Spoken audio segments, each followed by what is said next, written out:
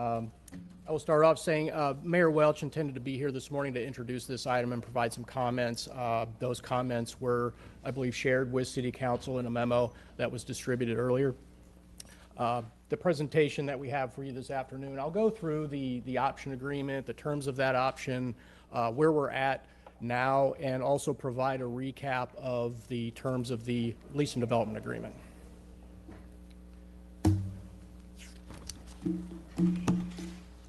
In July of 2024, the city did enter into this option agreement with the Sugar Hill Group, provided initial option term of 18 months, which expires on January 2nd of 2026. Pursuant to the terms of the agreement, Sugar Hill must secure the commitments for all funding necessary to construct the development. They must identify all contractors and professionals for the development, provide a commitment letter to the city from a grocer to operate a fresh food grocery store for a minimum of 5 years. To execute the lease and development agreement, they shall not be in breach of the option, and they shall provide the city with 90 days notice of their intent to exercise the option. This will allow the city to terminate the Walmart lease and any other leases at the plaza. On July 14th of 25, Sugar Hill did submit a site plan for review to the city. That included, the site plan included 186 affordable housing units and 10,000 square feet of retail space. The city's initial comments were provided to Sugar Hill at the end of July in 25, with additional comments provided in August. The site plan comments for water resources are in the process of being addressed. The city did receive a letter in October from Sugar Hill, which provided the city notice of their intent to exercise the option to lease or purchase the property. It also provided an update to the status of the site plan comments, an update to their funding plan, and it provided a notification that they had identified the professional services team for the development. The city notified Sugar Hill through subsequent conversations that it had not yet met the option conditions required for exercising the option to enter into the lease and development agreement. Pursuant to the terms of the option, any extension of the option term is subject to City Council approval. It does also require Sugar Hill to submit a written request to extend the option no later than 60 days prior to the expiration of the option term. The city did receive a letter from Sugar Hill dated October 30th, 2025, requesting an extension of the option term for a period of 1 year. On October 5th of this year, the city staff did meet with Sugar Hill to address the deliverables required pursuant to the option. This discussion included the status of the financing requirements, site plan comments, and the status of the requirement to secure a grocery store. Also on November 5th, Sugar Hill provided the city with a proposed term sheet dated October 7th, 2025 from Boston Capital Finance. And on October 11th, Sugar Hill also provided the city with a letter dated of the same date from National Equity Fund outlining certain terms and conditions for providing equity capital to Sugar Hill for the development. The LOIs are conditioned upon and subject to verification of the development budget, lease-up schedule, pro forma, operating statements, ownership structure, and Sugar Hill applying for and receiving low-income housing tax credit, among other conditions. Both LOIs assume a contribution of CRA dollars from the city in the amount of $11,160,000, and a contribution from Pinellas County of the same amount. On November 20th of this year, Sugar Hill submitted an initial application for city funding through the Neighborly app to support the development, to include 56 affordable housing units restricted at 60% AMI or below, and 130 affordable units restricted at 80% AMI and below. Since that time, the funding application has been revised to include all 186 housing units to be restricted to 60% and below. The application submitted by Sugar Hill requires additional information for the application to be considered complete. Any request for city funding will be considered after acceptable documentation of all other sources of funding are provided by Sugar Hill. On November 20th, city staff had a follow-up meeting with Sugar Hill to inform them that the LOIs submitted do not satisfy the requirement to secure commitments for all funding necessary to construct the development. The city informed Sugar Hill that the request for CRA funding from the city in the amount of $11,160,000 is not currently possible due to the available funds do not support the funding request at this time.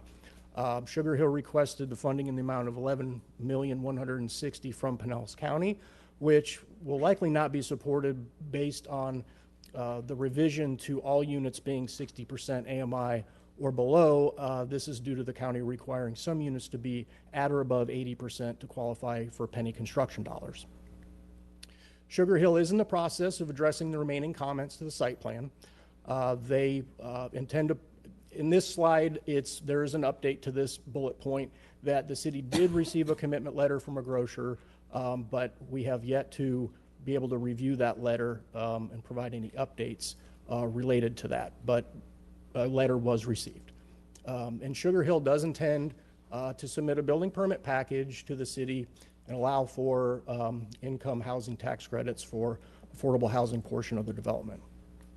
And this portion of it is a recap of the lease and development terms, which requires a development of no less than 115 affordable rental units and 10,000 square feet of retail on the property. The initial term is 75 years with rent $100,000 per year, which is abated for the first 24 months until a final certificate of occupancy is met or until the 24 years is met.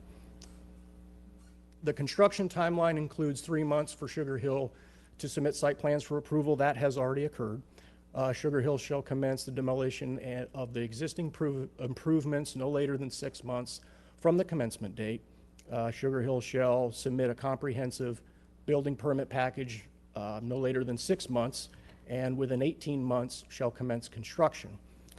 50% completion of the construction shall occur no later than 30 months from the commencement date, and upon 36 months from the commencement date, the project shall be completed.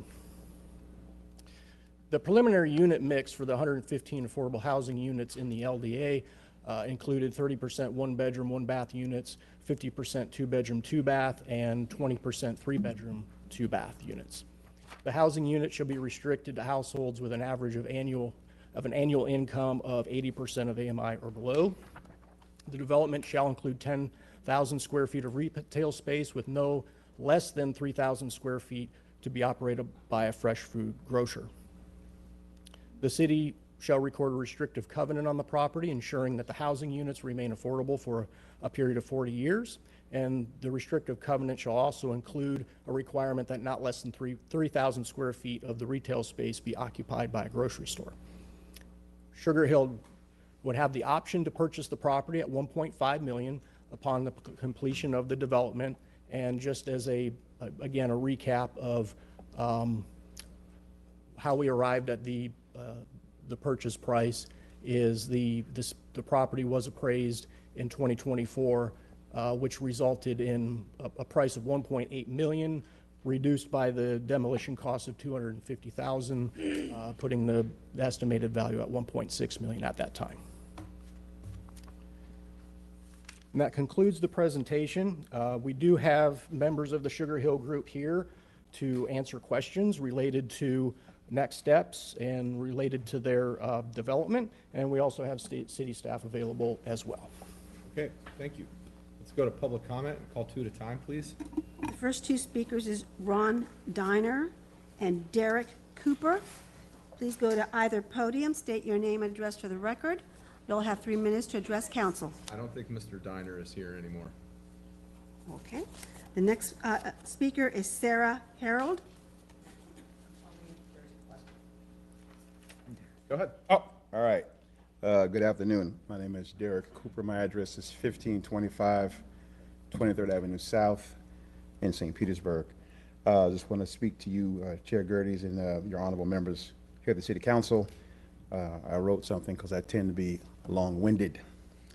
I stand before you not just as an advocate of the Sugar Hill Group, but as a community advocate deeply rooted in the long struggle for equitable development in Midtown and historic Deuces. I am a citizen of South St. Petersburg, born and raised. Very proud of that. For over the 2 decades, residents have demanded more than promises. They've demanded partnership, progress, and permanence. Today, Sugar Hill has delivered on the community's vision: a full-service grocery store secured, development partners locked in, the majority of financing already committed, and strong alignment with both city and county leadership on closing the remaining gaps. This is not a request for another chance. It's a plea to uphold the momentum that has finally, after years of disinvestment and delay, brought real, tangible hope to Tangerine Plaza. As a political action chair for the St. Petersburg NAACP, I will be viewing this moment through a clear political and moral lens. Decisions like this define whether our city's commitment to equity is real or rhetorical. The NAACP has long championed community-driven development and that centers Black and brown residents, not displaces them. From voting rights to housing justice, our advocacy has always been about power, participation, and permanence for those historically excluded from St. Pete's prosperity. Approving this extension affirms that the council stands with the people who have stewarded the Deuces through the decades of systematic neglect. Denying it risks deepening distrust, reinforcing patterns of broken promises, and signaling a community that community voice only matters when it's convenient. This extension isn't just a technical ask, it's a litmus test for whether St. Petersburg will honor its commitments to equitable economic development, affordable housing, and generational wealth building in this very neighborhood that built this city. Let's pass the test with conviction. Thank you. Thank you. Could you tell us whether Mr. Diner was for or against? Mr. Diner is against. Thank you. And Ms. Harold is with Sugar Hill if you have any questions. Okay. She filled out a card. Esther Sani and Chase Temple. Please go to either podium, state your name and address for the record. You'll have 3 minutes to address council. Can we share a podium? Is that okay? Okay, fantastic. Esther Sani, address 1601 16th Street South, St. Petersburg, Florida, here representing the NAACP as the president. I want to say good afternoon, Chair Gerdes. You have done a warrior's job. As chair, you will be missed, and also honorable council members. I stand before you today to respectfully urge your full and unanimous support for the Sugar Hill Group's request of a 12-month extension to truly complete the redevelopment of Tangerine Plaza.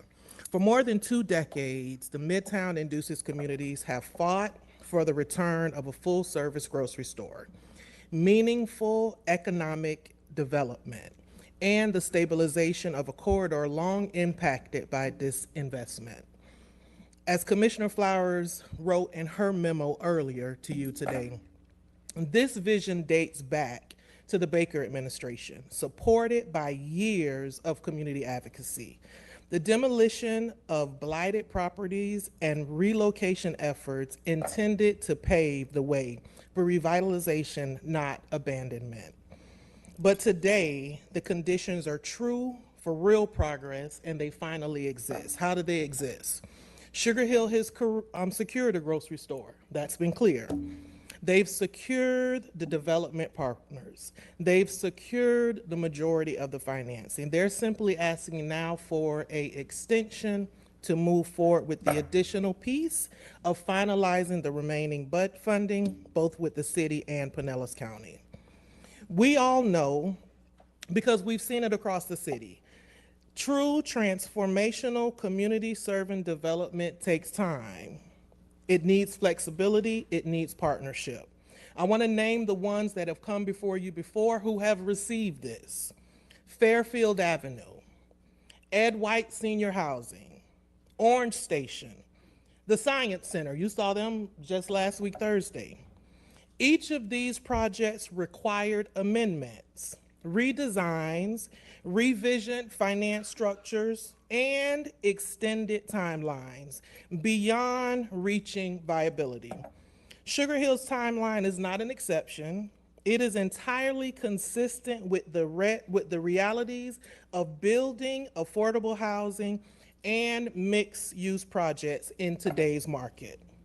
The subsidy Sugar Hill is requesting is also fully consistent with other affordable developments across St. Petersburg. I want to simply say we recognize, and I know that this has been a topic of conversation, the service that Positive Impact has provided, but food distribution cannot alone compensate or comprehensively meet the needs of our community. We need units and a grocery store. Absolutely. Good afternoon, Council. My name is Chase Temple of 2555 Madrid Way South, St. Petersburg, Florida. I am here as the NAACP Youth Council President, and I'm asking for a yes vote on the Sugar Hill Development Project Extension.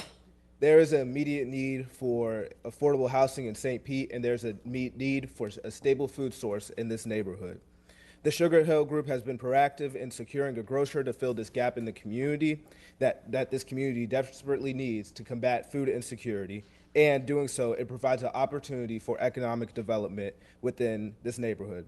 It is no secret that the cost of living in St. Petersburg has caused people to move out.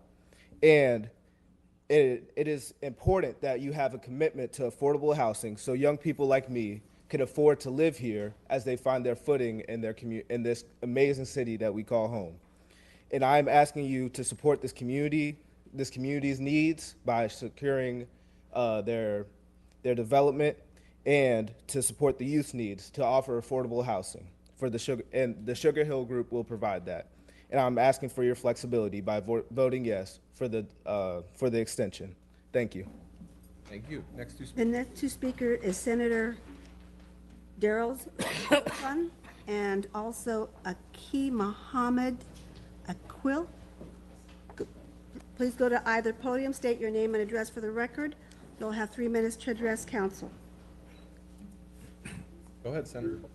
Good afternoon, Senator Darrell Roussan, 535 Central Avenue, St. Petersburg. I stand before you today as the state senator for this area of Tangerine Plaza to voice my support for Sugar Hill Group's request for an extension on the Tangerine Plaza redevelopment agreement. Let me be clear, no one wants or relishes in delay, especially in revitalizing this important Midtown anchor, not the city, not the residents, not even the redevelopment team. But if an extension is what ensures that the promised affordable housing and wealth-building opportunities are actually delivered, then it becomes not a setback, but a safeguard for the community we serve. I strongly support the mayor's rationale for extension as detailed in his memo to you of December 10th. I also strongly stand in unison and support with Commissioner Dr. Renee Flowers in her email to you earlier this morning. At the end of the day, I urge everyone involved to keep the focus where it belongs, on the people, not politics, not power plays, but the unmet needs of Midtown families must drive every decision we make. The mayor refers to long-standing neighborhood advocates who want to see local partners succeed in shaping the future of their own corridor. I have been such a long-standing advocate. For the time I advocated that Midtown should secede from the city of St. Petersburg if they weren't going to return tax dollars to the community. In fact, former Councilman Ernest Williams said, who died and elected Roussan mayor of Midtown. Then I sued some drug lords for maintaining crack houses on Queensboro Avenue, took the property and determined by listening to the people that there was an unmet need of a grocery store, and we built it. For the reasons stated, I support this extension so long as it deepens accountability, strengthens community benefit, and ensures collaboration moving us closer to justice and opportunity that this neighborhood deserves. And in closing, I was standing in a packed courtroom when Judge Florence Foster looked at me and said, "What are you going to do for your client? He's had 7 violations of probation. He's had 7 chances." I looked down and said, "Come on, Holy Spirit." I said, "Well, Judge, I had 8. If there's one more, give it to him." Thank you. Thank you. Please, no applause, please. It's not the same. Sorry. Thank you.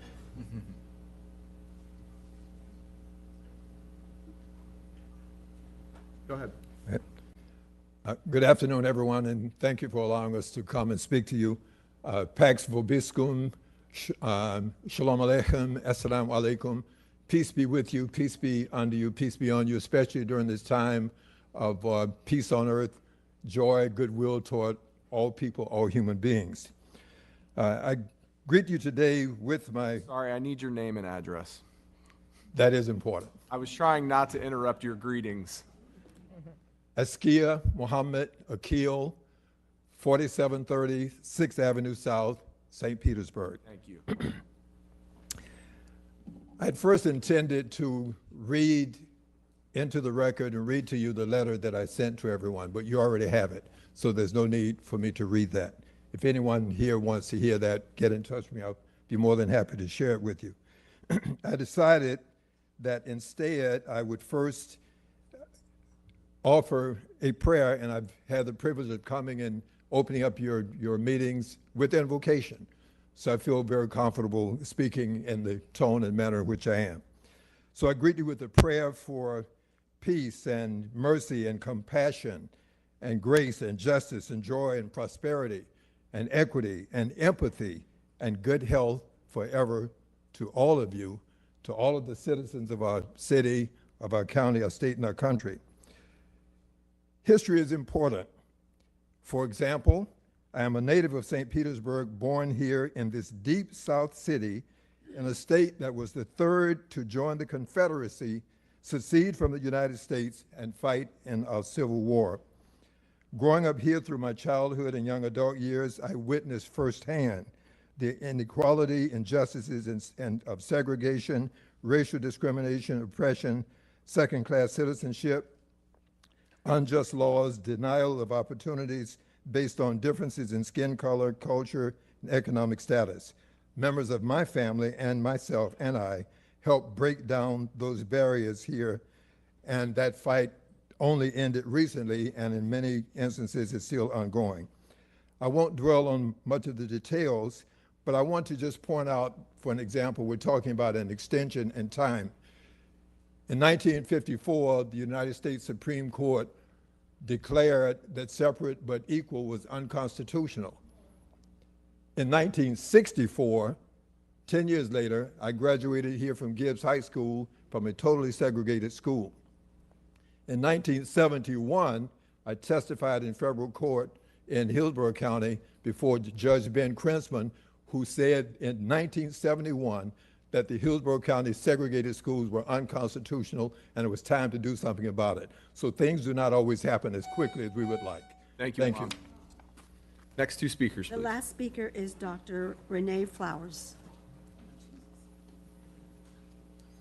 Good afternoon, Good afternoon. Honorable Chairman, Vice Chairman, and honorable members of council, and to all of those that are here on today. I greet you as an individual, even though I'm a Pinellas County Commissioner. I'm not here to represent the commission, I'm here to represent myself, so I wanted to make that clear. I'm not going to rehash the things that I wrote in the Commissioner email. Flowers, I need your address, please. Oh, it's all over.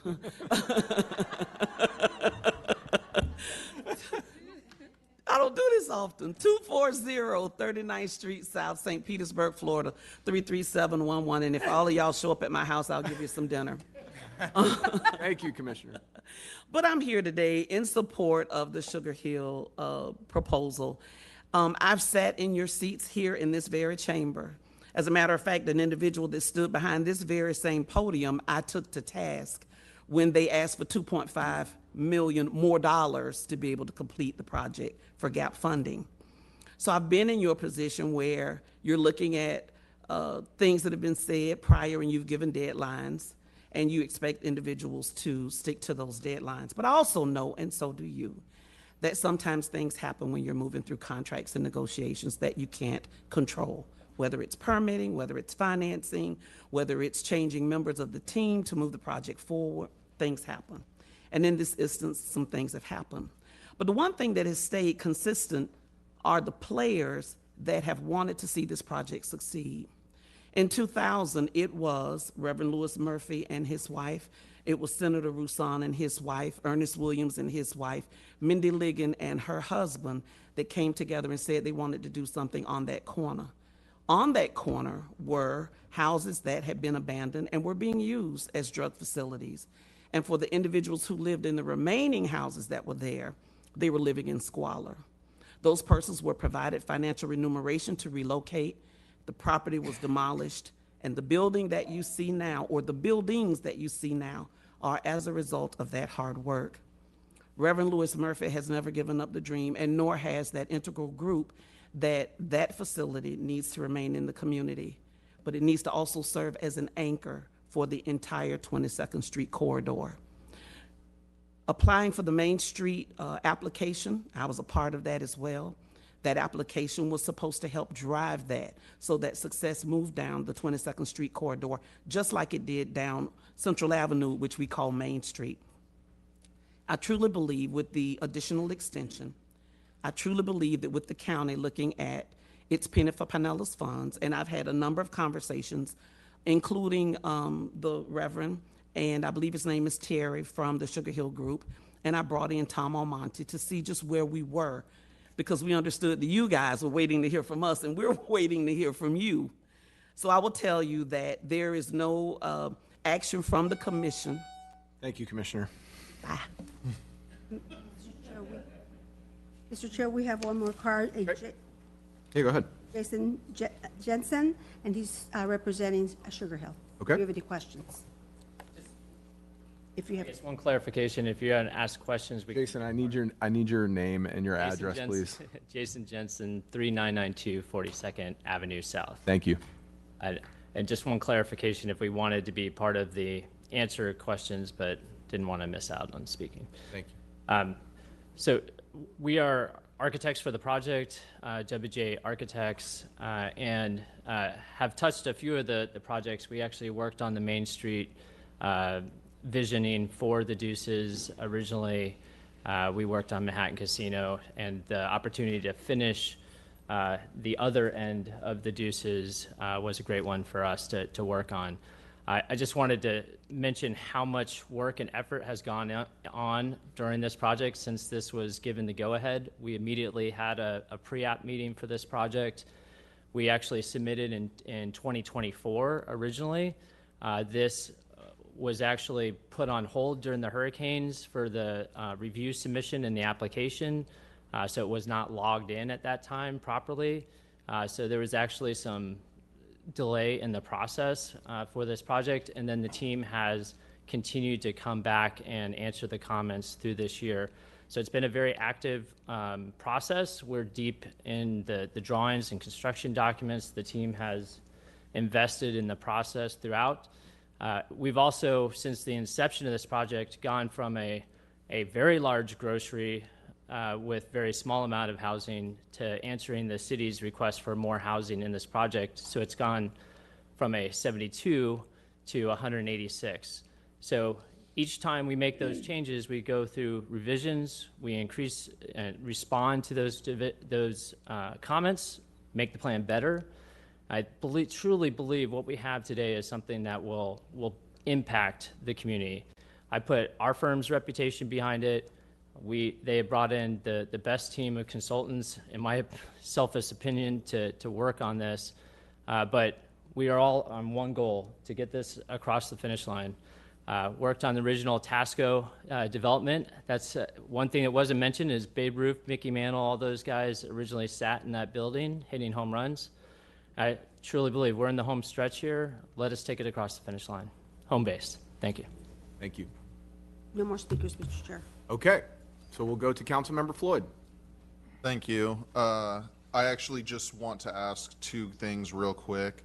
and then hear from my colleagues. But it was specifically about the presentation.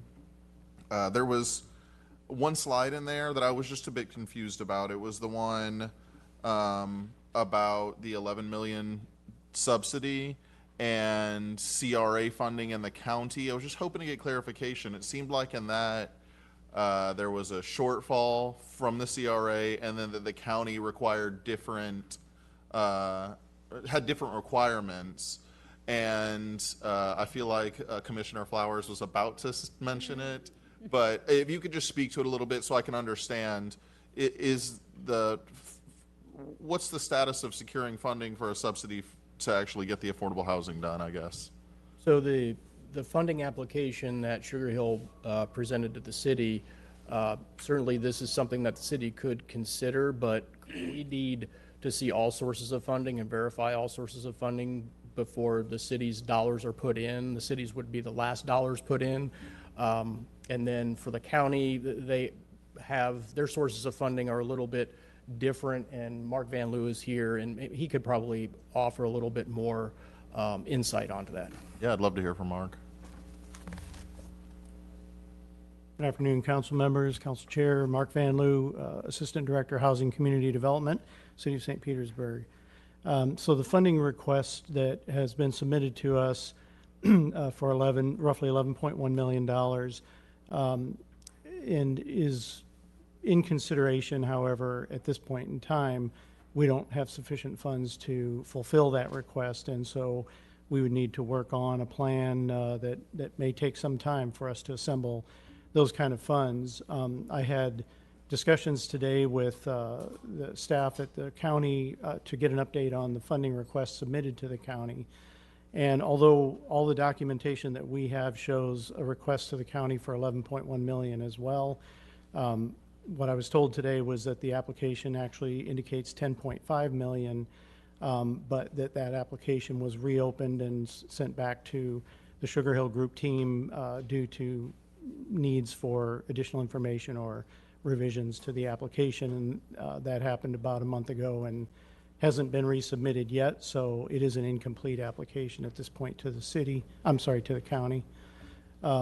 In the city's application, there are some missing documents and things that will need to be received before we could fully consider and bring a request to council for approval. As far as the county's ability to fulfill the 11.1 million or 10.5, whichever it winds up to be, the county would have to use Penny for Pinellas funding to fulfill that request. And the county has rules around using Penny for Pinellas funding for construction costs in a project. And it basically says that there have to be some units at or above 80% AMI, and it to indicate some economic activity or economic development associated with those funds. With the most recent updates to the funding or to the AMI mix for this project, they're showing all units at 60% AMI. So if that is the case, then the county would have difficulty approving the use of penny funds for that to fulfill that request, and they really don't have any other funding sources that could be used in the city to fulfill that requirement. So that could be remedied by adjusting the AMI mix of the funds to include more 80% AMI units or above, and so that would then open the door for that funding to be possible. Okay, all right. And given all of that, I think the main thrust of my question on this specific subject is, do you feel that there's no barriers to, amending an application of the county and finding money at the city to actually get the subsidy to a realistic point? Because that's what my question is like, if you're saying that we would have to put together a package, then I just want to make sure I understand that. And I assume this is the case because administration's recommending approval, that you feel confident that you can get the package put together when things get to that point. There will be funding coming in the future that both at the Southside CRA level as well as, from CDBG-DR and other sources that would give the city sufficient funds to fulfill this funding request. Because it's a CRA project, most of the time our goal is to fund CRA projects from CRA funding, but it would likely, at least in the near future, would not be possible. It may be possible perhaps about a year down the line if certain things that are being worked on in the CRA come to pass. Okay, it's interesting. From what I'm hearing, it sounds like if the extension wasn't being asked for, then we would be in a trickier situation on our end to getting it accomplished. But because of the extension, it sounds like you feel confident you'll be able to put something together.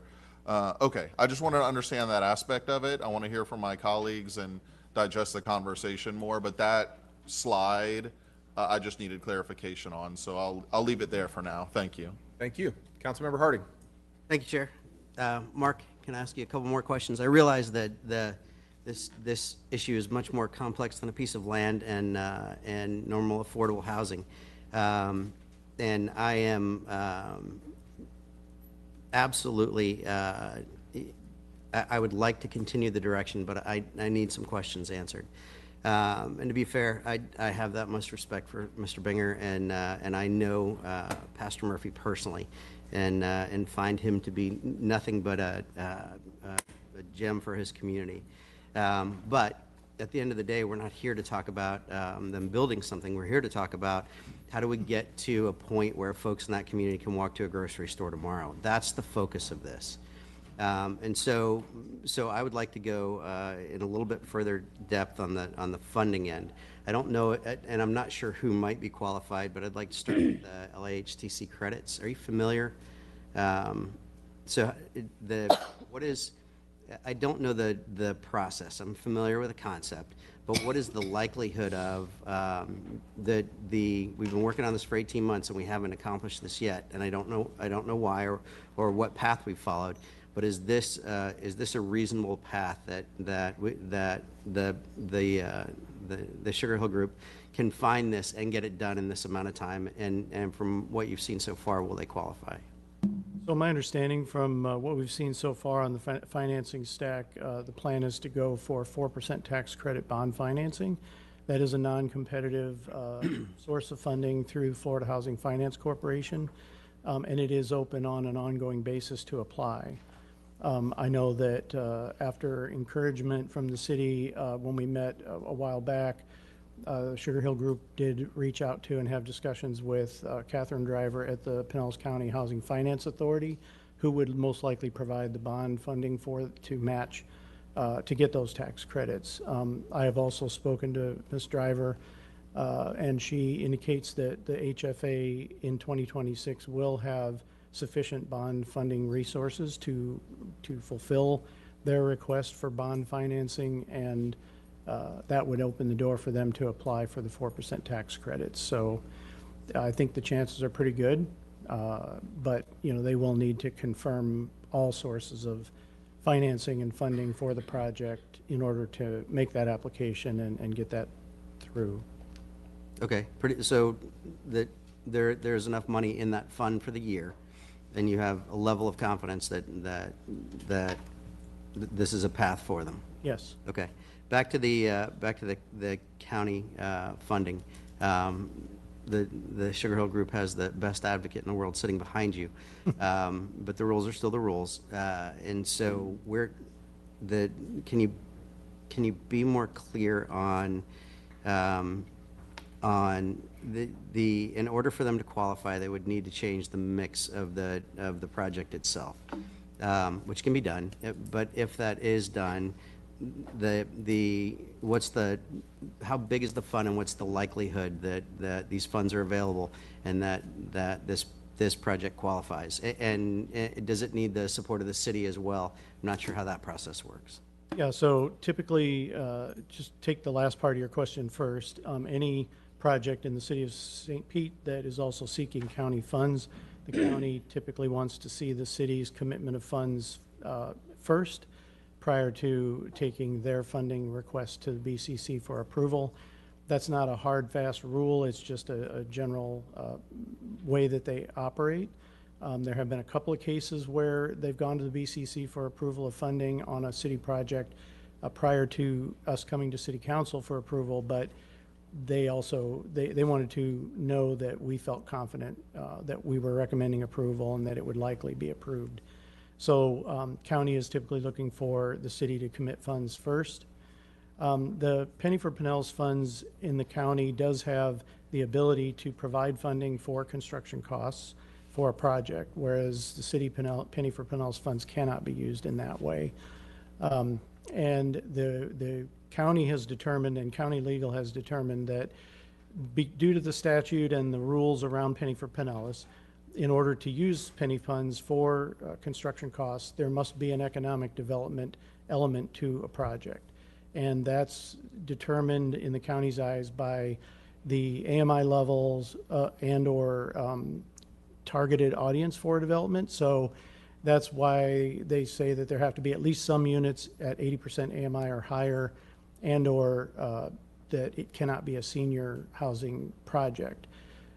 Side note, when I was with the county, I kind of argued against that mindset because I think that seniors and those earning, you know, below 80% AMI represent a big part of the workforce and the economic viability of our community. But those are the rules, and they're based in statute, and that's how the county is interpreted. So that's the rule that would have to be met in order for the county, under its current rules, unless those rules change, to be able to use Penny for Pinellas for construction costs. There is sufficient funds in the Penny for Pinellas program and coming to the county for, you know, use to be able to satisfy this funding request. Okay. Good afternoon, James Corbett, City Development Administrator. I just wanted to add on to something Mark said, because the questions about the funding and availability, I kind of just want to make the nexus, and obviously Mark is the expert here, but the county requiring some of the units to be 80% actually helps with us, because if some, right now, the agreement says that it's an average of 80%. In the recent submission, Sugar Hill has all the units at 60% or below. If they were to increase some of their units to 80%, that would qualify them for the county funding, but it would also reduce the subsidy needed from the city. So it actually is a win-win if they were to adjust the mix to include some 80% units. So it actually helps in both ways. It reduces the subsidy needed from the city, and it also helps qualify for the funding from the county. Thank you, Mr. Corbett. Onto the city, which I think completes their capital stack. You said that that 11.1 million that they've included in their pro forma is not currently available, and some things would have to happen, and it's possibly available in the CRA. Can you elaborate on that? And you know, is any of that money committed? That future CRA money that's coming in, had it been committed to anything? And how long would it be before that money is available? Would it meet their timeline? You want to speak to that? I'm going to let James Corbett speak to that. Thank you, sir.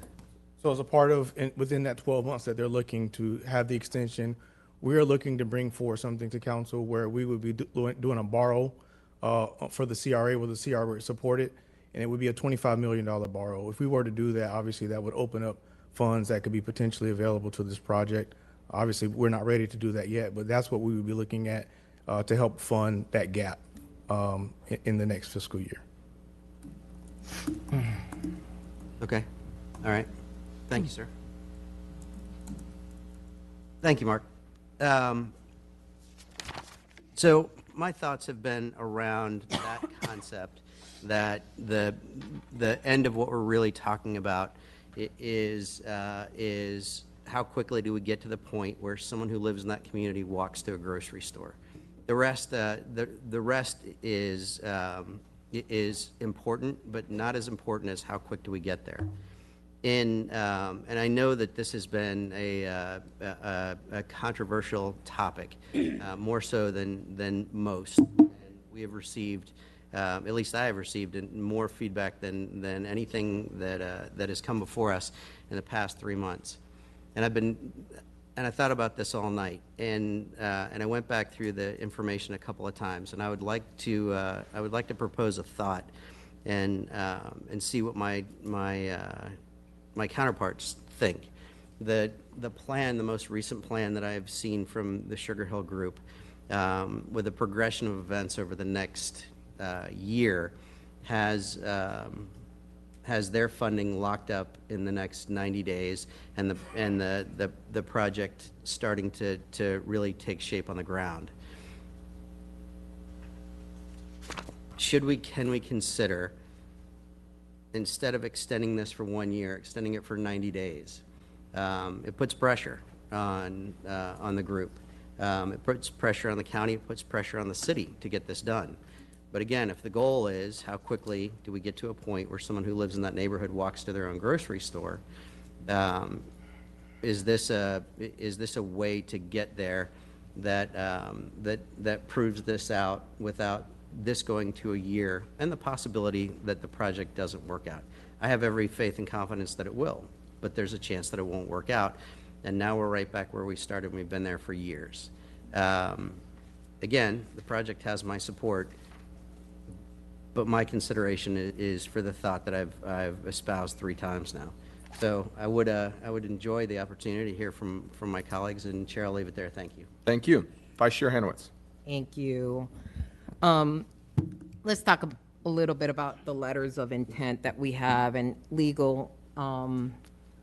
The letters of intent, they're not commitments. Is that correct?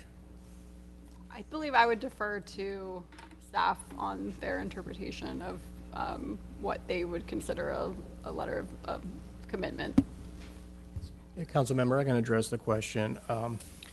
These letters, sometimes called letters of interest, sometimes called letters of intent. These are a starting point when applying for funding. They are subject to many things being completed to actually go through an underwriting process with the lender to get final commitments. So again, this is more of a starting point to get that conversation going, with there being multiple deliverables. I'm sure you've read the letters, and there are several things in there that have to be met. Yeah, and there's a reason I mentioned that, because a lot of things are conditioned about other conditions, and so on and so forth, whether it's the county, the city, whatever. Bottom line is the money is not guaranteed. From anywhere, I don't see everyone saying if they come through with it versus, and they come through with it. I mean, there is nothing now, right now, in terms of money right now, and the commitments we have are based on contributions that we don't have money for right now. 11.16 million from the city and from the county and the credits. And when I look at, and there are questions asked about the CRA, it says here specifically that the request of the money would require the full CRA multifamily funding allocation over the next 2 years or more years. Now we're talking about borrowing money to be able to do this. And there is nothing here that guarantees any of this is going to happen. And I will say that every year that has passed, it's become more and more expensive. And these numbers are going to grow. They're not going to get smaller. They're just not. So I have a problem with that, because when you're talking about the money not being available in the CRA right now, this money for the next 2 years or more would take to just fulfill this, and then we're going to borrow money, and you'll use a lot of that to take care of this. That's other projects that are not getting money. Plus, we don't have commitments from lenders on this or anything else that guarantees that the other money's coming. And that is concerning. And I had a problem the last meeting we had in 2024 with the option, the risk of going into an option, delaying this for 18 months. I've voiced those. I'm not gonna reiterate my issues with the option. But when I look at this, and I understand what people want. Look, people don't like my position on the raise. I had problems with certain provisions of contracts. I mentioned those. And it's fine if people want to go forward on something because they want it to happen. But contractual language and commitments and having funding actually coming, really, it's not just based on hopes and dreams. And I do have concerns. I had concerns with the agreement originally.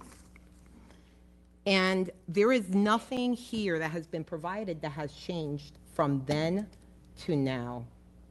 And that, I would like this to, however it turns out, to succeed.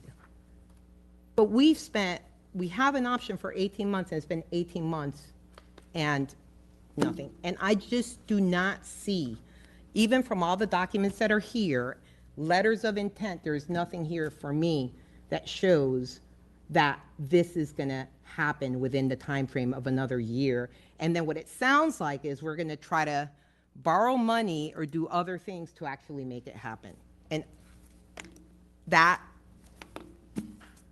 it's not there. It's not there for me. So I'm interested to see what other council members say, but when you're talking about funding for these type of projects, and this is not just the only project, there are other projects in the South St. Pete CRA and that may be in a point where they're off the ground or not, and in the future, and we don't know. That's the other thing. We are talking about things in the future that we don't know are gonna happen. We have a budget that's coming up that we've already discussed next year we're gonna be worse off, and it's gonna be a tough year next year. And there is no guarantee this money is gonna be there. So, that's all I have to say for now, thanks. Thank you. So, Chair, if we could, just a couple comments. I mean, one, just to be clear, we're not here asking for funding today. No, I right? understand. And we can go back and we can work on our strategy on how we might fund different things. You know, this is, for us, not much different than when the Fairfield development was approved, and then we came back at a later date and we requested the funding. Also, I would just say, just to be clear, that I did brief council in January of this year on our intent to potentially borrow from the CRA. So that shouldn't be new news. And I think Mr. Corbett and his team recently briefed council on that as well. So we continue to work on that. But we thought that City Council was aware of that approach. So if that's news to you or a surprise, I apologize. I didn't, and to be clear, and if I may share. go ahead. Sorry.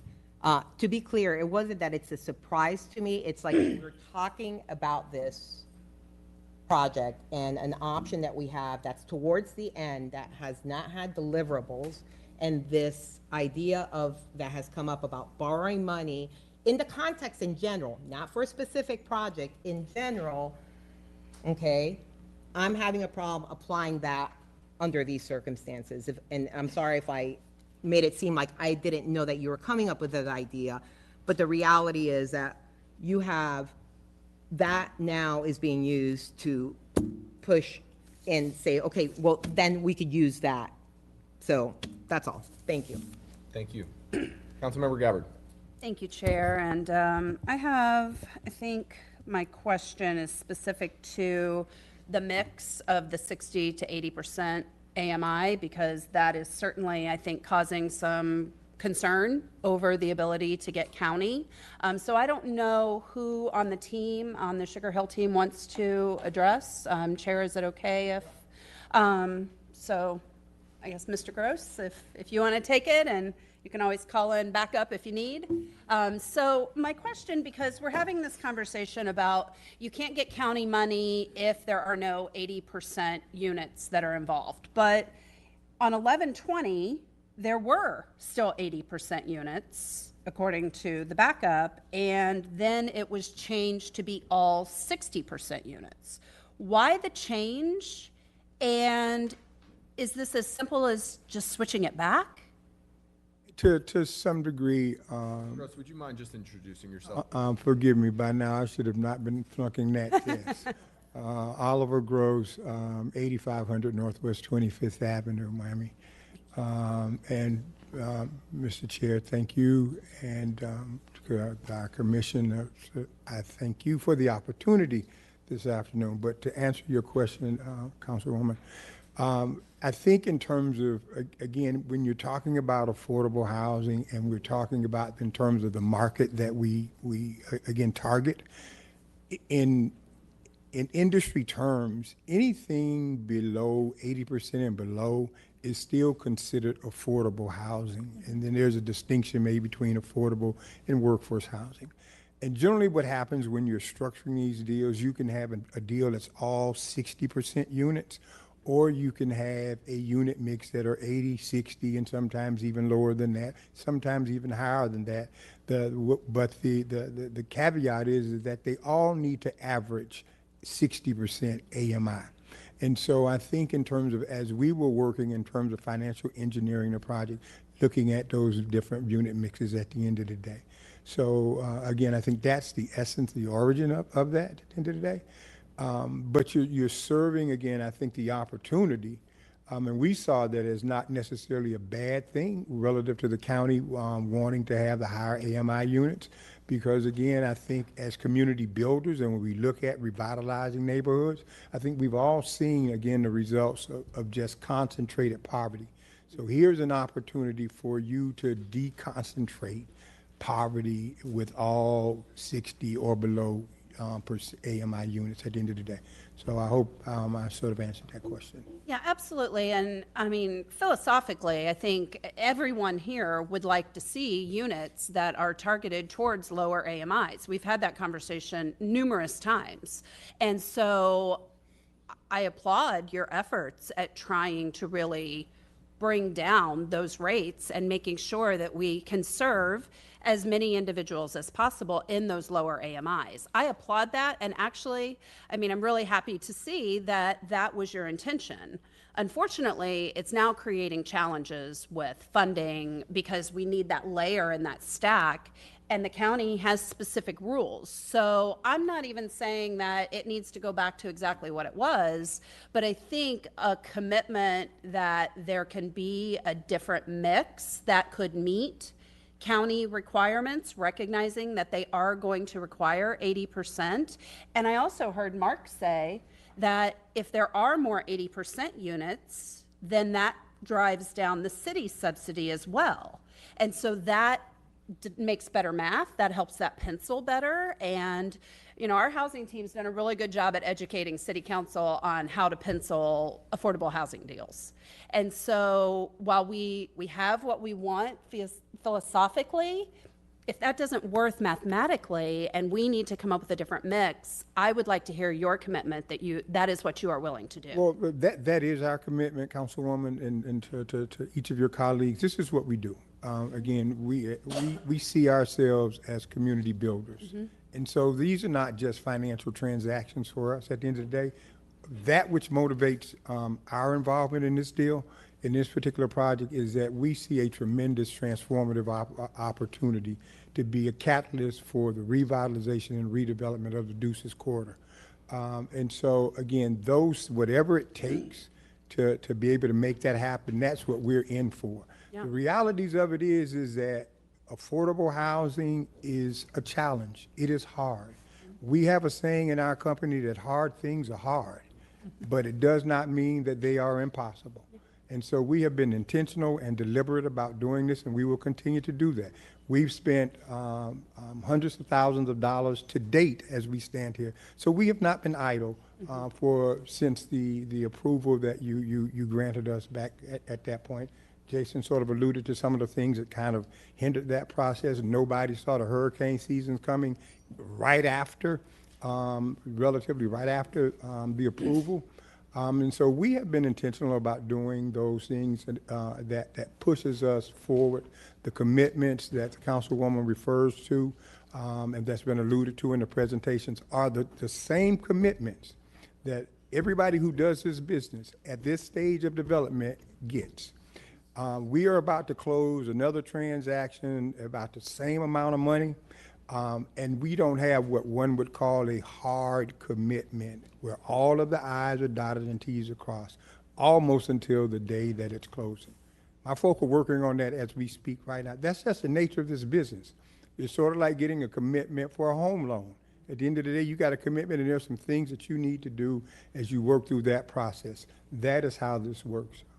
So again, we are committed to it. Councilman Hardwick, your proposal about 90 days, I appreciate. Again, your desire to want to see this thing move, but again, we're moving in this process just like everybody else who does this work across the country. And 90 days just would not work. And we expect, I think there was a handout that we had that we weren't able to get to the council that basically outlines in terms of where our next steps are. We leave it for you to either be able to peruse now or to look at it at a later date. But it says in terms of we project to be able to come out of the ground in September of this year. The two major components of that, so just so you again to be able to digest that, as Jason alluded to, the work that they're doing at this point is being able to get to the finish line with our drawings that are then able to be submitted for permitting, because the other thing is that you're not going to close any loan, no matter how hard the commitment is, until you have a set of permitted drawings at the end of the day. And so that is the other component that we're working on in this whole process. That requires another formidable expenditure of dollars that we are prepared to continue to do at the end of the day. But this project is moving. I think, again, it is something that we're going to all be proud of at the end of the day. One final question for you. Yes, ma'am. In the backup, in the letter from the National Equity Fund, where it talks about the project financing, the first mortgage lender source to be determined, has that changed since that letter was written in November 11th? And that is the commitment that you see from Boston Capital, which would be the first mortgage. That would be the first mortgage. And that is part of that whole bond inducement process that Mr. Gertis referred to earlier. Boston Capital is a major player in this market, so is the National Equity Fund. And so those are not commitments that people give lightly at the end of the day. We've done over $500 million worth of development. We've never not finished one. We have at least $300 million in the pipeline as we speak. We're closing in the next 60 days approximately $160 million in financing as we speak. And so this isn't anything that we are, just kind of wishing for. This is what we do every day.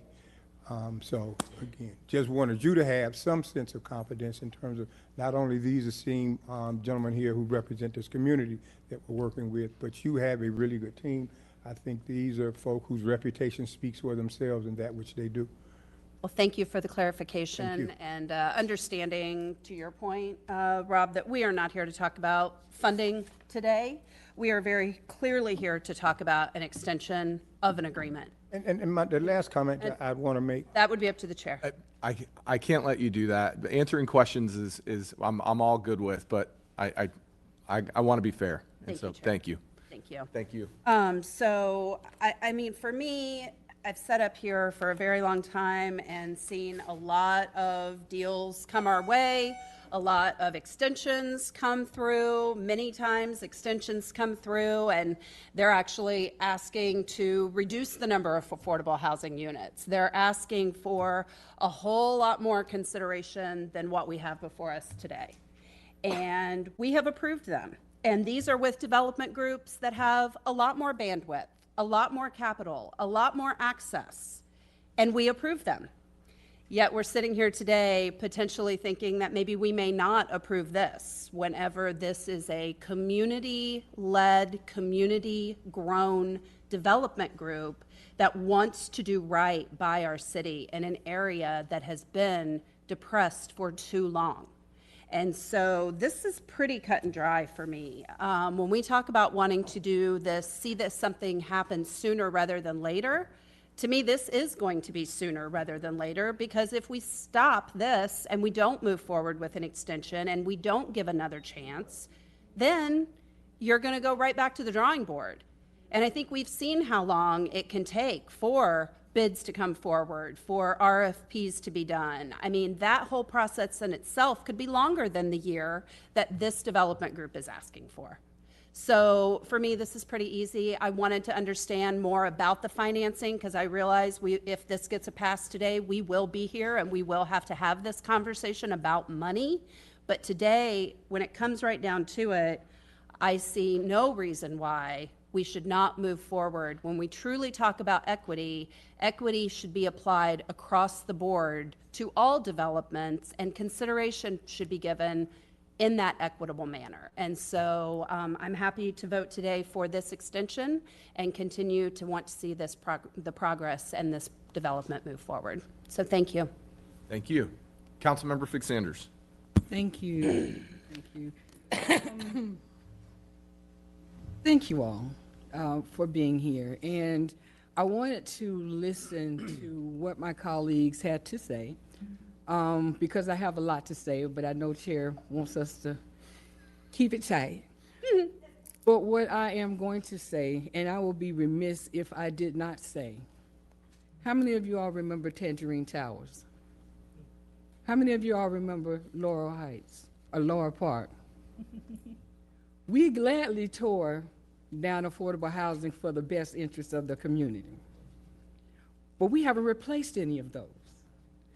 When it comes down to the city of St. Petersburg, I was on the CAC, you know, those dollars that were meant to remove blight.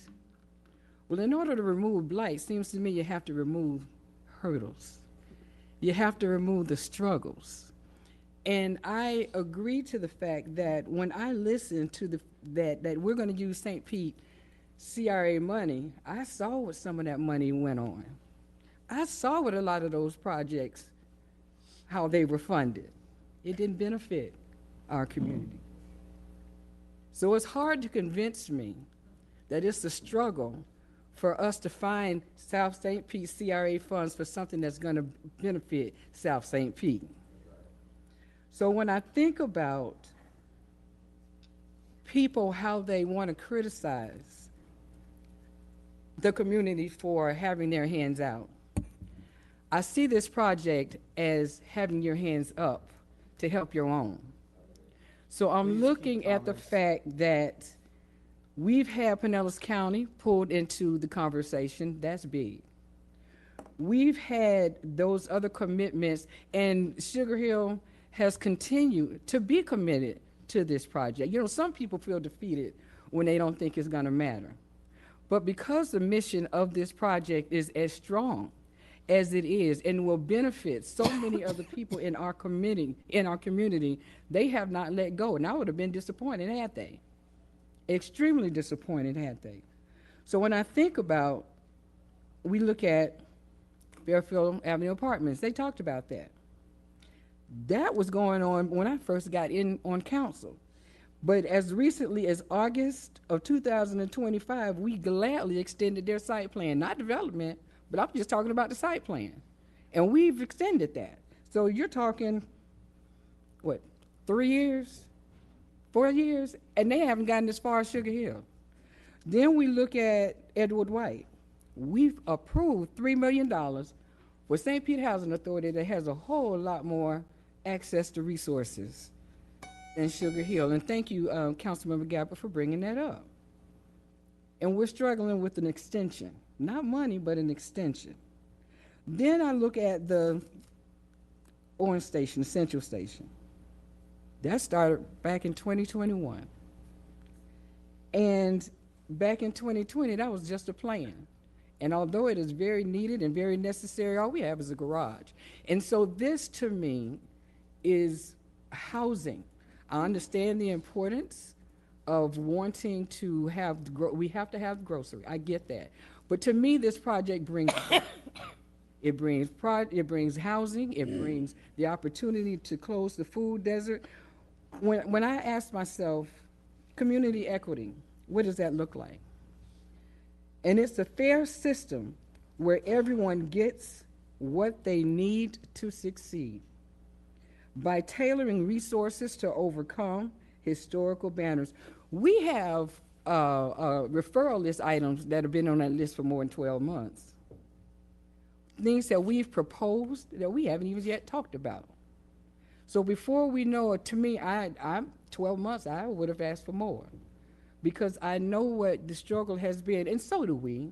We know what the struggle looks like when it comes down to these projects, and when you have so many external pieces of that puzzle, we know what that looks like.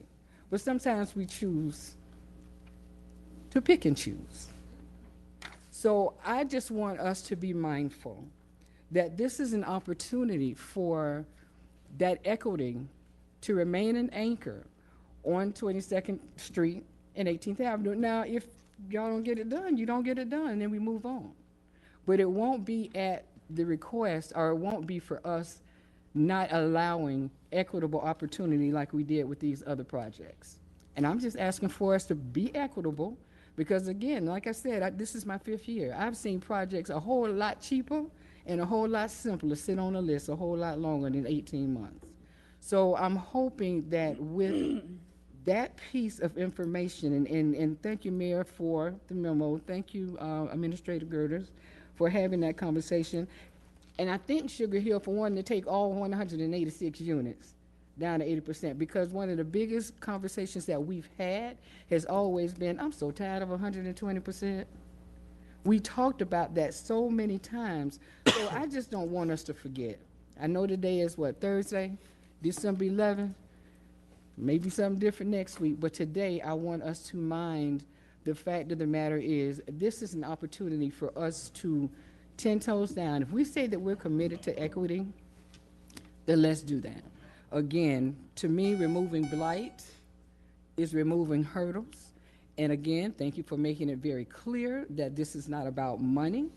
And it's really going to be on the Sugar Hill group to go ahead and make it work. But I understand that everything that we set out to do, other people are not on the same rail as we are. They're not on the same timeline.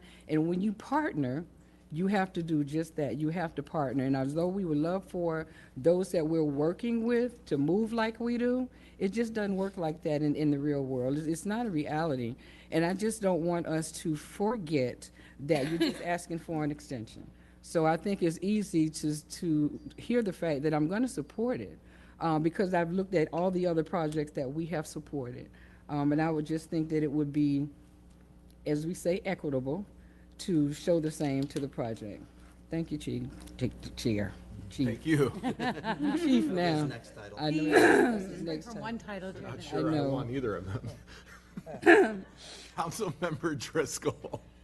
Thank you. And thank you to everyone who has spoken today, and for those who have sent emails and reached out in other ways to express your opinions and your requests regarding this decision that we are working to make today. I have a couple of questions just to clarify, and this, Rob, would be for you.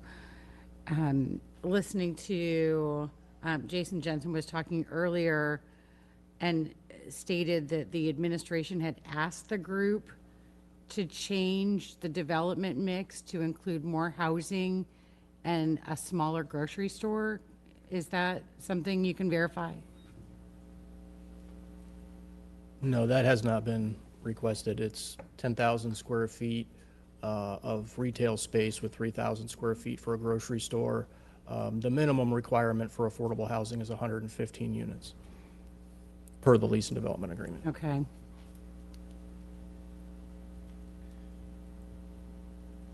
It's difficult when you're trying to take everyone's comments into consideration. Getting that clarity is important. Did the administration receive a copy of the letter of commitment from a grocer that the mayor mentioned in his letter, that a grocer had been secured? That was also mentioned by someone else, and that there was in the memo from November 26 from Administrator Corbett, it said that the Sugar Hill Group intended to submit a letter of commitment from a grocer. Do we have a copy of that? Because it sounds like it's done. We just received the letter Why doesn't City Council, did you send it to City Council? yesterday. I'm sorry? The letter was received yesterday, and staff will need to review, and we'll provide that information. So it hasn't been shared with City Council? No, it was just received. Can you share with us the contents of the letter? Anything about it? Do you have the name of the grocer? I have not fully reviewed the letter. Taste of the Islands is the grocer that is named in the letter. No other details? Okay.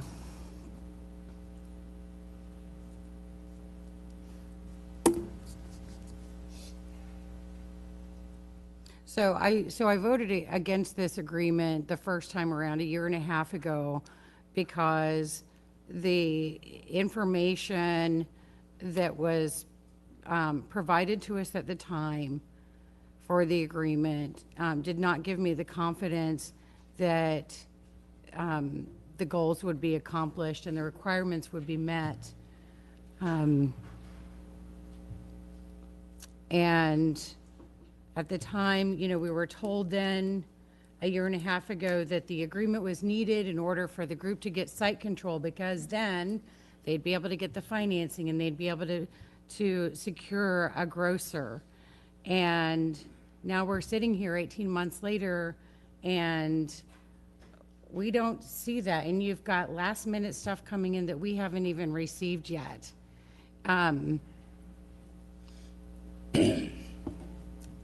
And I got to say, the way that we've been receiving the information about this and the very, very, very last minute nature of this and the fact that there are documents that we still haven't received about something that we're being asked to vote on today, it's really not fair that you're even asking City Council to take this up right now. It means, and it looks like, everything has been thrown together by all sides to get this in front of us because this is the last meeting before the agreement expires. It's not fair to anyone.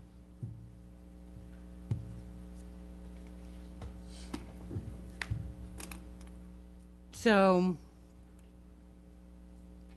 when you have the financing not secured, when you have a letter that we haven't seen,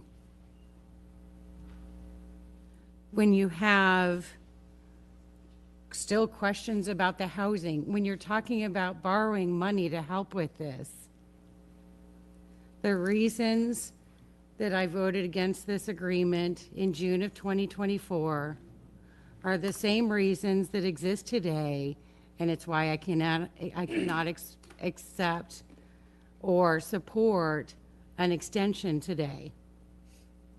You guys haven't even gotten it together. No one has. And that is a disservice to the community. You can do better. I have confidence that we can do better. Thank you, Chair. Thank you. Councilmember Givens. Thank you, Chair, and thank you to so many of you who've shown up today. Thank you so much to Sugar Hill for taking a chance on Tangerine Plaza. I know that anytime someone is willing to take on such an undertaking like this, it is not something that you do lightly or you take on easily. So again, thank you so much. I do have some questions. I don't know if this is going to be directed towards administration or to Sugar Hill, but I want to clarify, why were there delays? It's my understanding that there were some changes in project managers. I understand there may have been a hiccup or two with permitting, but can we go on record to just clarify why this is taking so long? Well, Council Member, thanks for the question. I would respectfully defer to Sugar Hill to comment on any delays that have happened so far.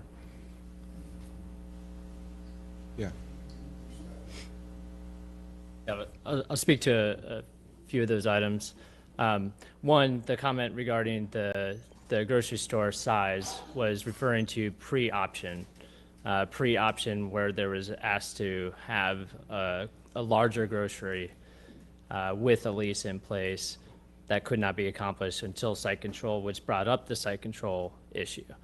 So that's a pre this particular option standpoint. The process, the affordable housing site plan approval is a pseudo permitting process. It's robust in the nature that it goes through engineering, it goes through different departments, and is getting more comments than a typical DRC submittal. So in a way, you're doing a lot of pre-work during that process, and you have to get that approved before you can really get into deep on the construction documents because, say there's a major change in exactly where the building is on site, you can't move forward with construction documents. So when we started directly after the option, we scheduled a pre-submittal meeting directly after that. We put together a package and was submitted. For some reason, it was not logged into the system for the development and was not issued to the different departments for review from that standpoint. So hurricanes hit in that same time period. After, obviously, permitting was inundated with work at that point. We realized we reached out. We have emails contacting, hey, where is this? And then that came out. So then we re-engaged the process this year to go through the process, and then it was logged in, and then that started a formal review process, but we lost a few months in that period. And I appreciate you, Mr. Jensen, and that's been my frustration, is, we are expecting that developers will come to the table prepared and ready to execute and go vertical. But what we don't anticipate is that we on our end as a city will not be prepared to do our jobs. And again, when you have developments like this of such a large scale, it's important to recognize that you all are depending on us to follow through. So if there was a failure on our part to upload documents, to review permitting or plans, again, that is something that I think should be clearly spelled out. Councilmember, I can respond to that if I may. So yes, there was a site plan approval submittal on, I believe, December 26th of 2024. And then within days, while we were out on holiday, I was informed by Ahmad Zachary, who was the original project manager and who submitted that site plan approval, that he had left New Urban Development and was moving on to a different role. So after the holidays, I reached out to the Sugar Hill Group team to say that, hey, this had been submitted. Were they behind it? Is this still a good site plan to submit for approval? I was told at that time in January that they were in fact making changes to the site plan, significant changes which have actually occurred since that time.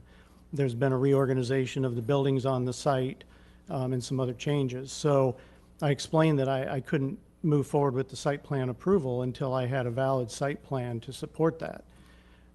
They were in the process of looking for someone to replace Mr. Zachary to lead the project, and I think that happened around, or at least I was informed of it in about March timeframe. And we had some conversation about the fact that, the previous submitted site plan apparently did not align with the planned development. That was confirmed, and was told that they were working on that new design, would get it to me as soon as possible. That was provided on July, I think it was 17th of 2025. It was resubmitted with a new site plan and all of the backup data that matched that site plan. And then we processed accordingly. As Aaron Fish mentioned earlier, it was submitted on July 17th. We provided the initial response on July 31st and additional comments and responses in early August. Since that time, we've provided quick and timely responses to submitted information. And in the past 30 to 60 days, Sugar Hill Group has worked on responding to a number of comments from various departments in the city regarding the site plan. And at last check, there was still at least one outstanding comment or question from our Water Resources Department that remained to be answered in order to be able to provide, the site plan approval letter. So there was a delay, but it was due to the fact that what was submitted in December, I was told on no uncertain terms, was not going to be the final site plan, and it doesn't behoove anybody to circulate a site plan that is not valid with backup information that does not match what ultimately was submitted as the site plan for that project. So I just wanted to clarify for the record how I that appreciate played out. that. Thank you, Mr. Can I Vanderbilt. follow up on, just to follow up? Sure. Just to grant a follow-up, the object is not to say that anybody misstepped. The object is to say that this is the process, the permitting process. If this wasn't a site plan approval, a regular permitting process, we have regular projects going through permit that are in permit 10, 12 months, depending on the complexity of the project. So absolutely, it's a normal part of the process. What I'm saying is that the project has been dedicated to getting across the finish line on all those aspects. There was a hiccup from the architect's standpoint. We thought it was in review and it would be a revision to that review and the timeline would continue.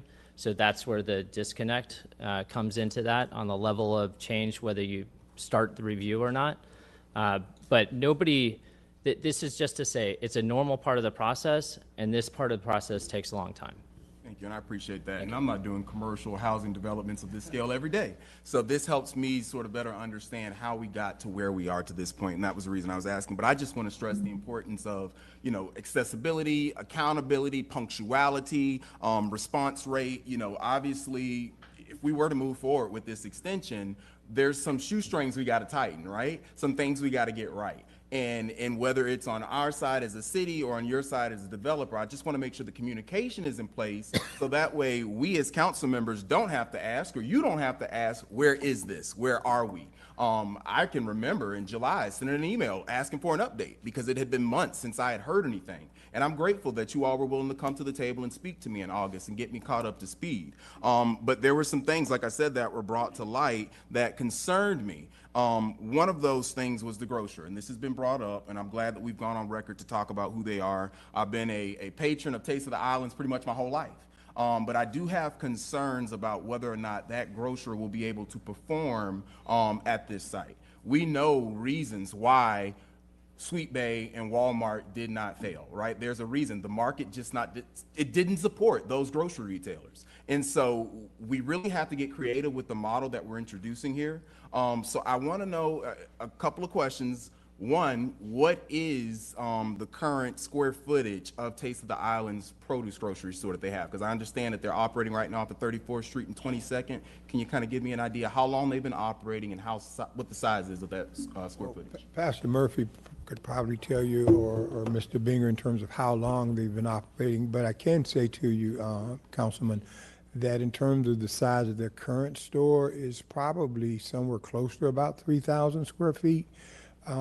Again, as I said to you, and please, Mr. Chair, again, in terms of how we approach and look at these projects, again, as a community revitalization project, one that provides an opportunity for folk to be able to kind of augment and to self-actualize as a business. And so we see, again, in terms of why Taste of the Island, it's a community-centric business. The community is familiar with it. They've already demonstrated that there is market acceptance, and here is an opportunity for them to augment their business model. And so we thought that, again, when you look at that holistic approach at community development, that they would be an ideal candidate for that space. And again, as you said a little earlier, by now, and we'd had a host of conversations with other major grocers, regional grocers, and the market just wasn't jumping up and down about a grocer at the end of the day. So those are the realities of it. Generally, when we're doing mixed use projects, we're not asked to identify a user at that particular point in the development process. Notwithstanding that, that was okay. Again, as I said, we believe in what we're doing at the end of the day. So, Roy? Thank you. Roy Binger, 1120 North Shore Drive. But first, Commissioner Harding, congrats for a good burger. We were missed, I didn't say that yesterday. Everybody's stealing my thunder. It was an announcement. Come on. Taste of the Island, I've been around probably over 10 years at least. They just opened up a second store in Port Charlotte called Coronation Market. It's Jamaican heritage. Leo Anderson and his family right now are supporting what happened, the hurricane in Jamaica, and just a tremendous family. But we, and I think Oliver mentioned it, we've been working purposely with other grocers trying to find the right mix.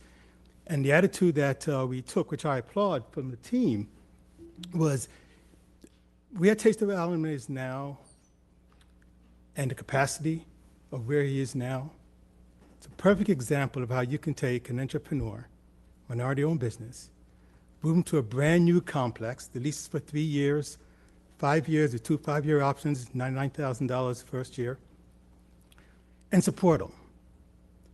We talked with the St. Pete Free Clinic, and they have a capacity to help provide some lower cost funds to help. The Florida Loan Fund can assist.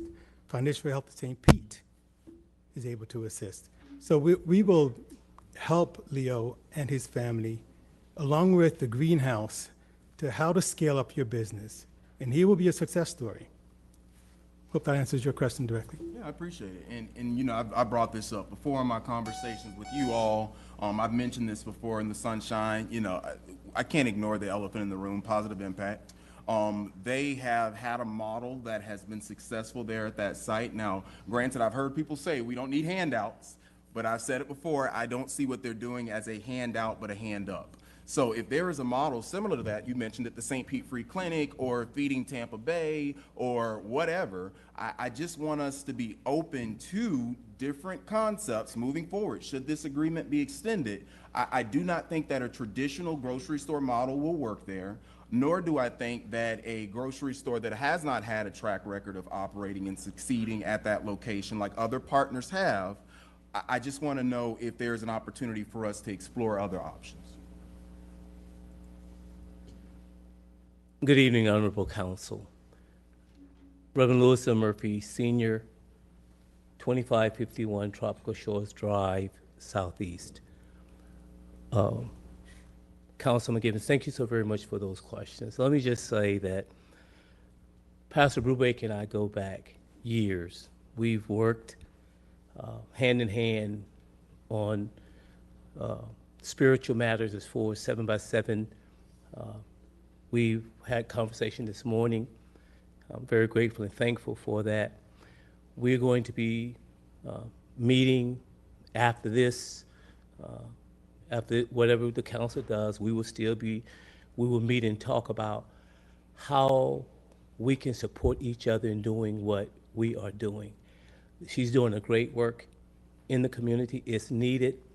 The vision of where we're trying to go. This is a starting point, a bookend, a revitalization of the Deuces, of that corridor. And we're excited about it. We know that we can do it. You've heard the facts. Some of them you may not fully understand. Other folks have their thoughts and whatever about it. But we've been in the trenches for a long time. We're committed to our community. We are vested. Our objective is to bring about an effective change within that community, not only through economic development, social, educational, spiritual. And we've been there over 90-some years. I've been there for the past 26 years in that capacity, but in so many other capacities in this city. Council, I came here in 1976 and marched in your Festival of States Parade. And I said, I ain't never coming back to St. Pete. Old people, now I'm old. Green benches and pigeons. But for whatever reason, the good Lord sent me back here in 1986 after serving our country in the United States Marines. We know what we're doing. We're committed to what we're doing. We've seen the development downtown St. Pete. I work for the St. Pete Housing Authority, St. Petersburg Times, Florida Power Corporation, in the procurement department. I know how our dollars are spent and how they are not spent. So please, I say to the council, help us get across this finish line. Thank you. Thank you, Pastor, and I appreciate you bringing up the work that you are doing at Mount Zion, because that's the type of work that I want to see replicated there on the corner of the Deuces and 18th Avenue. I would love to see personalized support and job training, workforce housing. You know, what you all have done at your church, I definitely think that model could be replicated there. I do think that we are maxing out the number of housing units. I would like to see that number decrease if possible, because I think you all may be taking on a little bit too much when it comes to that. I would love to know, and I think another council member brought this up earlier, but I didn't really get a definitive answer, if you're willing to make that adjustment, so that we can have a mix that includes that 80% AMI to greatly reduce that public subsidy. Because that is a concern for me, is how much we are gonna have to cough up out of taxpayer funds. So I just wanna know, is that something that we're willing to agree to now, or, you know? I'm sorry, Mr. Gross, you're gonna have to come to the microphone. Yeah, thank you. Sorry. Oh, no worries, no worries. I didn't get my jog in this morning. Councilman, I don't think that that's something that we can agree to today, but I think we heard you. And this is, again, as I said, just part of the iteration of this business in terms of financial engineering at the end of the day. And so we just need to know in terms of what the variables, what are the benchmarks that we're trying to shoot for. And then you try to model your deal to be able to make those things work at the end of the day. So that has been our again, I think our position from the outset. Hence, again, as I said to you earlier, it's not normal in terms of doing deals where you have to identify a vendor for your commercial components at this stage of development. But again, having accepted that, again, hearing what was important to the council, what was important to the community, we're trying to get it done at the end of the day. And again, I think the most important thing, and I'll leave it at this, Mr. Chair, is that the thing that has really pleased us, despite the ebbs and flows, is that there is, and we do sense that there is a commitment, a want to, for the council and this city to get this project done. Thank you. And while you're there at the mic, if you don't mind, what's going to happen differently this time if you are to be approved for the extension? Well, it's nothing that's happening differently. We're just continuing as, again, through this process. As I said to you a little earlier, where we are in this process, other than the ebbs and flows and those things that have bottlenecked the process and from the time, these projects take time at the end of the day. But where we are as it relates to financing is where anybody in this process would be. And you know, in terms of getting the LOIs, that's all that folk have when they're applying for tax credits, bonds, Councilman. That's all you have. And I can't stress that enough. That is all you have until the point where you get to what they call credit underwriting and you're beginning to close a deal. And that's normally the last 60 or 90 days of that process. You've got about 30 or 40 people on a call or in a room in a meeting trying to close a deal at the end of the day. And by that point, we would have spent well into 7 figures at the end of the day. But where we are right now, we're just continuing to push the ball forward at the end of the day. And so, again, the other elephant that was in the room in terms of where we are with the city and the county, that was based on some conversations that we had based on what had been the prior experiences of the city relative to their commitment for projects from a dollar standpoint.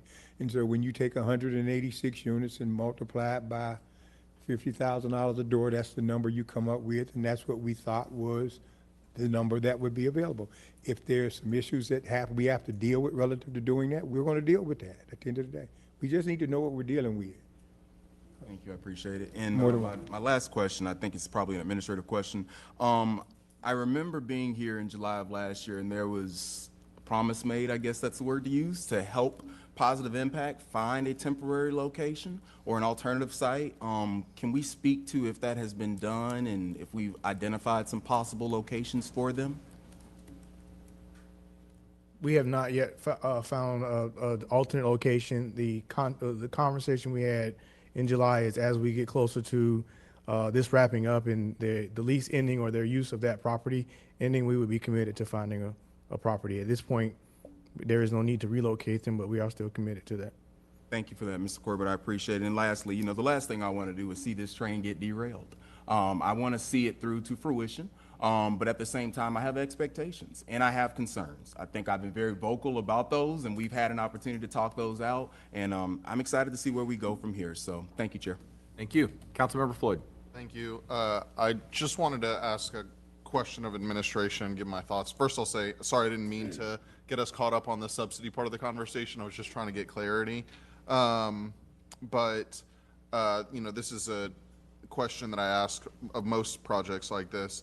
So if this were to get denied today, what would administration's path forward be? Would it be, I mean, I assume going back to the drawing board, deciding what needs to be done at the site, putting out RFPs, bid process, all of that?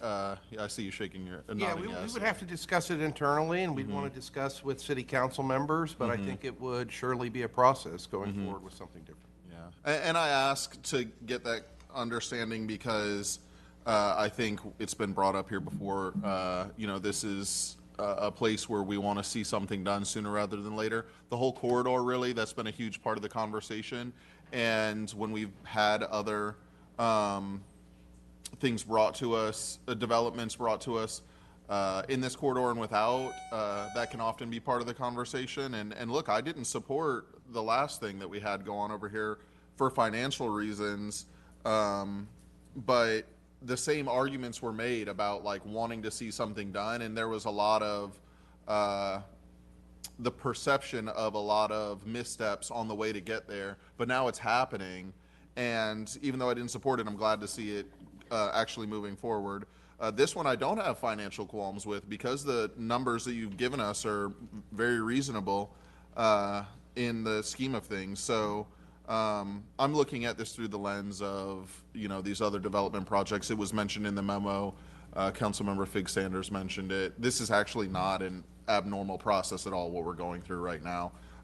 So I'm looking at it through that lens, but I wanted to make sure I understood like how long it would take and what the difference would be. I mean, we could be looking at a year from now, we're just getting to a contract with someone else who may ask us for, if we weren't to move this forward, who knows how long it could be before we could even get to a contract with someone else. So I just want to put that out there so that people know that, you know, there's nothing super easy about any of this, and we can't snap our fingers and get it done. That's all I have. I just wanted to put that out there. Thank you. Thank you. Councilmember Harding. Thank you, Chair. I appreciate the input of my colleagues. As you listen, I think you can find that this vote is split at some level, and so I come back to the thought that, and I appreciate and understand Mr. Gross's thoughts on this being longer than a year. But what we're here today to decide is really just a list of an extension for a list of 5 things. And it seems like some of the boxes are already checked. And really what's left, aside from identifying partners to work with, which may or may not have been done already, but I'm sure is in the works, is the commitment to funding. That's really the piece that's left. My assumption, I could be wrong, but my assumption is that's in the works, and in order for this project to really start, that we need to get to that level in the next 90 days. So I offer a third option between yes and no for what we're looking at now. And although I'm short on procedure, we have smart people at the other end of this oval, or this dais that I sit on, and I would like to make a motion that we amend this from a year to 90 days. You can do that, Councilmember. It would essentially be amending the resolution in the manner that you just stated. We'll see if that's a happy middle ground. Okay. Does he need to restate the motion, or is you okay there? Are we I mean, okay? I'm okay if everybody else is clear. Councilmember Harding, did you have anything else? That's it. Thank you, Chair. Okay. Councilmember Gabbard. Legal, if that were to fail, could we go back to the original? Yes. Okay, I just wanted to make sure. Thank you. Councilmember Givens. I don't want to do too much back and forth, but legal, perhaps you can give me some direction on this. I don't know if Councilmember Harding would be open to a friendly amendment to his motion, but I'd like to go from 90 days to 6 months. I'm just putting that out there. But again, that's just a suggestion. Thank you, Chair. I'd be willing to do that. So are you making that friendly amendment, or are you proposing that friendly amendment? Yes, sir. And then Councilmember Harding, are you accepting? I accept. Okay. We don't have a second. Yeah, no, we don't have a second yet, but I just wanted to make sure procedurally we were in a good place. You could, I mean, it's fine what Yeah. Councilmember Givens did. Yep. Okay. So now the motion, essentially, Councilmember Harding just revised his motion per Councilmember Givens' suggestion. Okay. Councilmember Floyd. Thank you, Chair. So I see and agree to an extent with where this is coming from, but now I feel like it requires a deeper conversation about like what metrics we're using if we're changing to such a short time frame. If we want to stick with just accomplishing all of the things that are listed, then that's fine. That's what it sounds like for now. You're getting a stream of consciousness right now, I think, because it's just all changed so quickly. Yeah. But I guess, when it was 3 months, my thinking was we had heard from the development group that they couldn't do 3 months, so we might as well just vote no on the extension. So, I mean, I guess I'll give them a chance to tell us what they think about 6 months, but it could be the very same position. So I don't know if you all want to come up to the podium and just...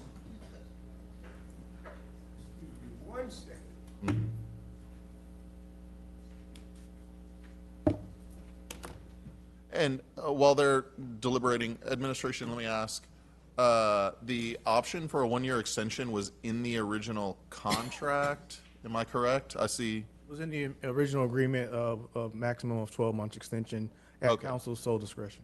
A maximum of 12 months at council's sole discretion. Okay, all right. So, to me, it sounds like they're attempting to execute what was contractually given to them. Like we wrote in the contract that they could come ask us for a year. And, but it does say at council's discretion. In terms of where we believe we will be in a year, we can't get there, Councilman, in 3 months or 6 months at the end of the day. And what we're trying to get to is not just being able to honor those things in the option that takes us, and help me, Mr. Corbett, if I'm wrong, in terms of being able to get to that point where we're exercising a lease, is that we're trying to get to the point where we've got a shovel in the ground. And the document that we were, again, late in getting to you, you get a chance to review it, you'll see the timeline in terms of next steps. But if what we're saying, and I want to be clear about this, Councilman, right? When we talk about the financing commitments, which is that piece that's really missing at the end of the day in this whole process, in terms of what we don't have are the commitments from the city and the county. Okay, I'll just say I appreciate you providing some info. I just wanted to hear you say, oh yeah, we think we could do it in 6 months or not. And I hear that you're saying, no, you will need more time. And actually it sounds like from administration that they would need more time to get their end of it done as well. And so I feel like that puts it into context that it's like, we give them a 6-month extension, they say they can't do it. We might as well just vote no on the extension period right now. I'll leave it there. Thank you. Okay.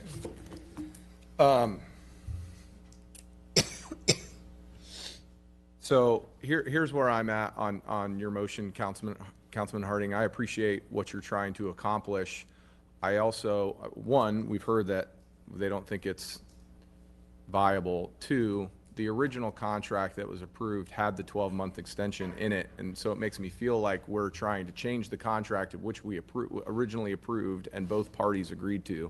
I struggle with that, and so that's where I am there. Here's the deal. I'm going to try to be efficient and quick.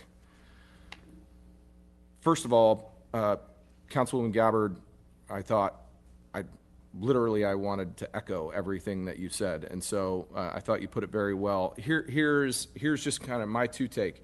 You've heard me multiple times talk about starting over. I don't like delays, but I hate starting over worse. And so that's what we would be doing here.